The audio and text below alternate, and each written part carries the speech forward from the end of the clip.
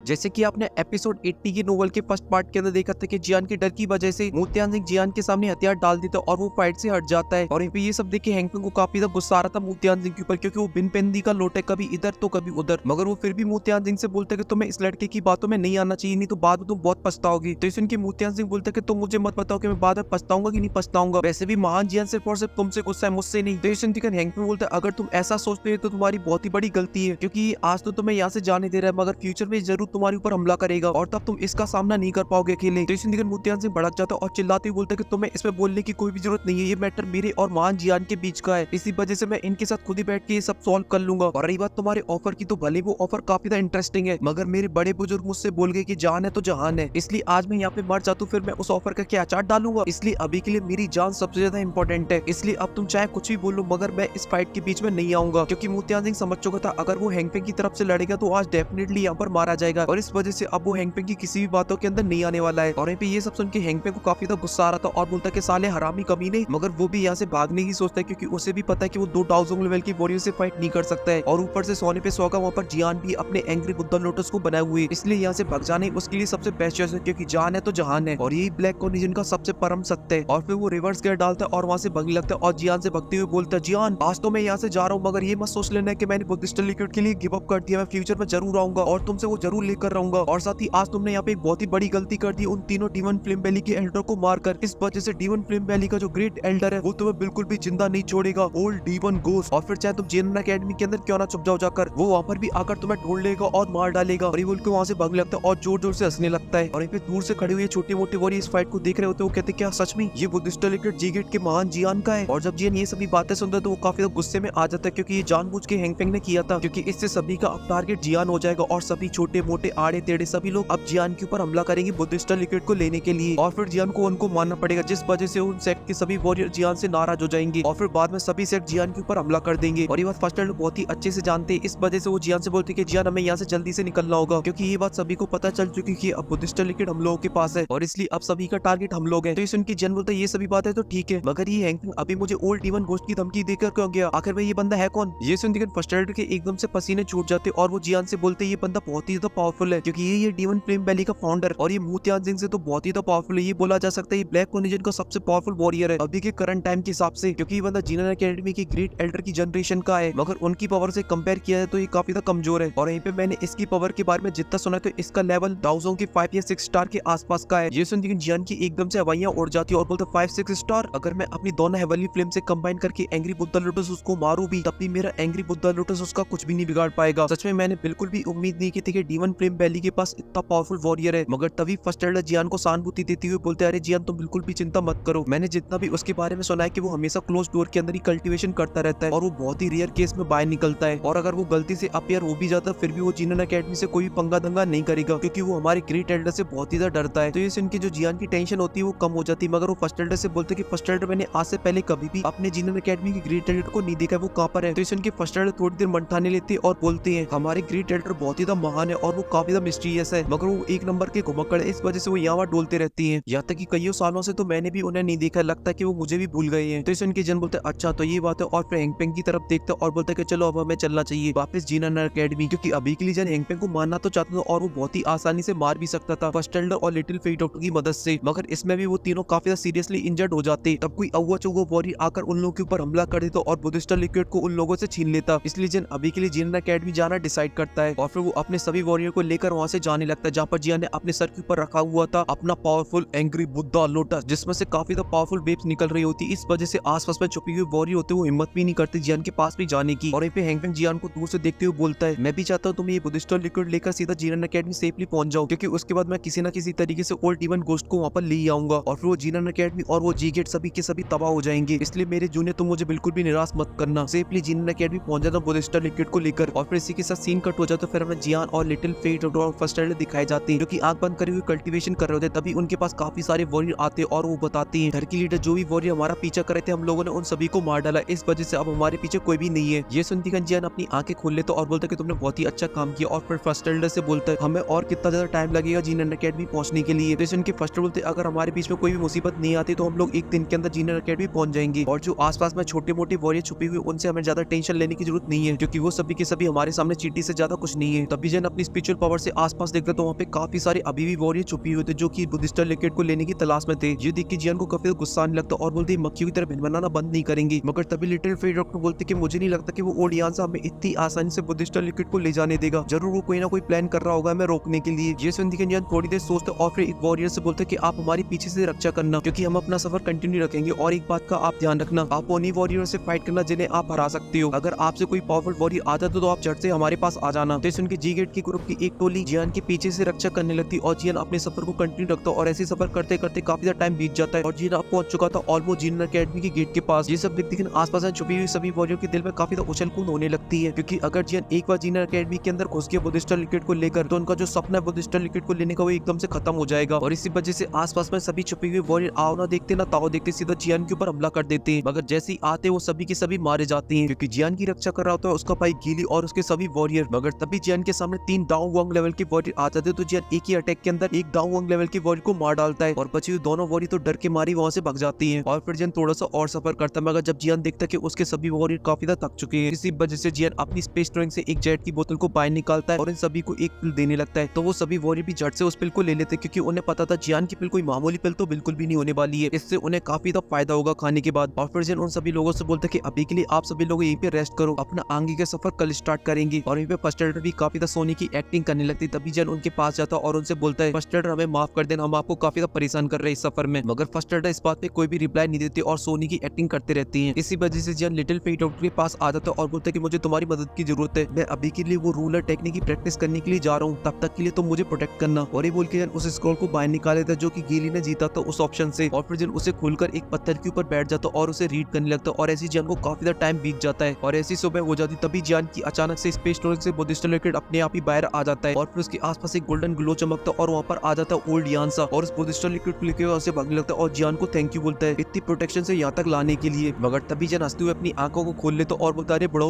सट्टे आ गए क्या। और साथ ही जियान की चेहरे पे एक बड़ी सी स्माइल होती मगर ओल्ड यान इन सभी बातों पर ध्यान नहीं देता और वहाँ से भागने लगता है। जैसे वो थोड़ा सा जंगल के अंदर घुसता तभी उसके ऊपर एक अटैक होता है जिस वजह से वो काफी दूर तक पीछे खिसको वो चला जाता है। मगर वो अपने आप को संभालता और काउंटर अटैक कर देता है। मगर तभी उसके सामने लिटिल फेट डॉक्टर अपीयर हो जाती और उसके हमले को बहुत ही आसानी से डॉज कर देती है और साथ ही हमला कर देती अपने लेथन पॉइजन। जब ओल्ड यान लेथन पॉइजन को देखते वो काफी शॉक हो जाता है क्योंकि वो इस तरीके की पॉइजन को बहुत ही भली बात ही जानता था और फिर वो बड़ी मुश्किल से उस पॉइजन से बचता है और फिर रिवर्स गियर डालता और दूसरी तरफ भागने लगता है। मगर तभी उसके सामने खड़ा हुआ होता है फर्स्ट एल्डर जिसे देखकर उसे इमरजेंसी ब्रेक लगानी पड़ती और तभी फर्स्ट एल्डर की साइड से निकलता है जियान और हंसते हुए ओल्ड यान से बोलता है कि बुड्ढे तू तो बहुत ही ज्यादा चतुर है, मैं भी तेरी इस टेक्निक को नहीं भाप पाया कि तूने अपनी स्पिरिचुअल स्ट्रेंथ उसके अंदर डाल रखी है। मगर तभी वहाँ पे लिटिल फेट डॉक्टर भी आ जाती और ओल्ड यान को तीनों तरफ से घेर लेती है। मगर तभी फर्स्ट एल्डर हंसते हुए जियान से बोलते तुम्हें इसे बता क्यों नहीं देते, तुम्हें ऑलरेडी इसके बारे में सब कुछ पता था कि इस बुड्ढे ने अपनी स्पिरिचुअल स्ट्रेंथ ऑलरेडी इस बुद्धिस्ट लिक्विड के अंदर डाल रखी थी और ये तुमने पहले पता कर लिया था। मगर जियान ने ये सब क्यों किया ये सभी आप लोगों को जानने को मिलेगा ऑफिशियल एपिसोड के अंदर क्योंकि कुछ तो होना चाहिए भैया ऑफिशियल एपिसोड के लिए, सब कुछ यही जानना चाहते हो। तो अभी के लिए इस वीडियो में सिर्फ इतना ही, मैं मिलता हूँ आपसे नेक्स्ट वीडियो में, तब तक के लिए आप सभी को बहुत सारा प्यार।